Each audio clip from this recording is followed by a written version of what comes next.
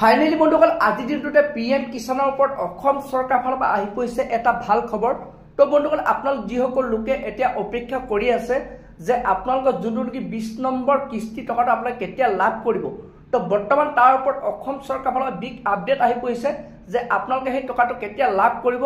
আৰু লগতে আৰু এটা নতুনকৈ আপডেট আহিছে, এইবাৰ আপোনালোকে বহুত লোকে আপোনালোকে এই টকাটো লাভ নকৰিব।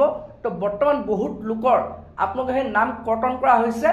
তো বন্ধুসকল আপোনালোকক মই সবিশেষ জনাম আপোনালোক কোনসকল এবাৰ লোকে আপোনালোকে এই টকাটো লাভ নকৰিব আৰু কোনসকলে আপোনালোকে এই টকাটো লাভ কৰিব।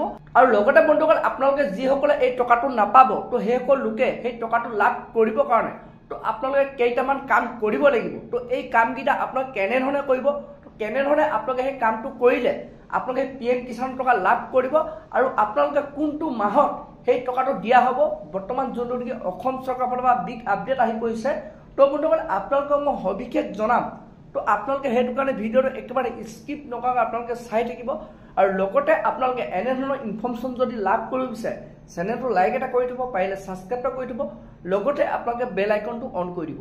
তো যেতিয়া ইয়াৰ ওপৰত নতুন আপডেট আহিব তো প্ৰথমে আপোনালোকে এই ভিডিঅ'টো লাভ কৰিব পাৰিব।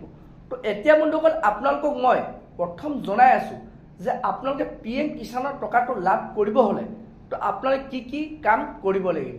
তো বন্ধুসকল যোনটো নেকি বৰ্তমান আপডেট আহিছে, আপোনালোকে কিছুসকল লোকে আপোনালোকে জানিব পাৰে চাগে যে বৰ্তমান পিএম কিষাণৰ আপোনালোকৰ পঞ্জীয়ন চলি আছে।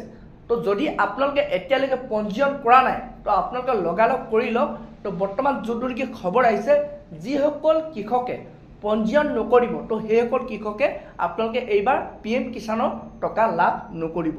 তো বন্ধুসকল এইটো এটা অসম চৰকাৰৰ ফালৰ পৰা বিগ আপডেট আহি পৰিছে। আৰু বন্ধুসকল আপোনালোকক মই জনাইছোঁ আপোনালোকে কেনেধৰণে পঞ্জীয়ন কৰিব পাৰিব। তো বন্ধুসকল আপোনালোকে পঞ্জীয়ন কৰিব হ'লে আপোনালোকৰ ওচৰৰ যিকোনো CSC চেণ্টাৰ বা আপোনালোকৰ কৃষি কাৰ্যালয়ত গৈ আপোনালোকে পঞ্জীয়ন কৰিব পাৰিব। তো পঞ্জীয়নৰ কাৰণে আপোনালোকৰ যোনটো কি মাটি জামানবন্দী কপি, লগতে আপোনালোকৰ আধাৰ কাৰ্ড আৰু লগতে আপোনালোকৰ যোনটো নেকি ৰেজিষ্টাৰ মোবাইল নাম্বাৰ, তো সেইটো আপোনালোকৰ প্ৰয়োজন হ'ব। তো এই তিনিটা বস্তু আপোনালোকে লৈ গ'লে আপোনালোকে পঞ্জীয়ন কৰি ল'ব পাৰিব। তো বন্ধুসকল আপোনালোকে সেইটো কাৰণে বৰ্তমান আপোনালোকৰ পঞ্জীয়ন চলি আছে, আপোনালোকে লগালগ যাওক আপোনালোকৰ পঞ্জীয়নটো কৰি লওক। তো এতিয়া বন্ধুসকল আপোনালোকক মই পিএম কিষাণৰ ওপৰত যোনটো নেকি আপডেট আহিছে যে আপোনালোকে 20 নম্বৰ কিস্তি টকাটো কেতিয়া লাভ কৰিব।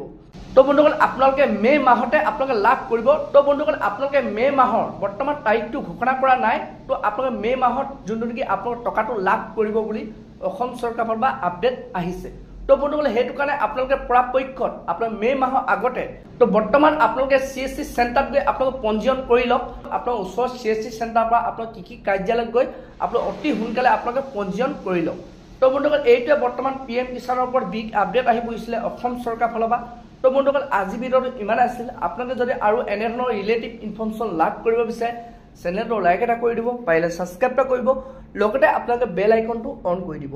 যেতিয়া বন্ধুসকল ইয়াৰ ওপৰত নতুন আপডেট আহে তো বন্ধু প্ৰথমে আপোনালোকে সেই ভিডিঅ'টো লাভ কৰিব পাৰিব।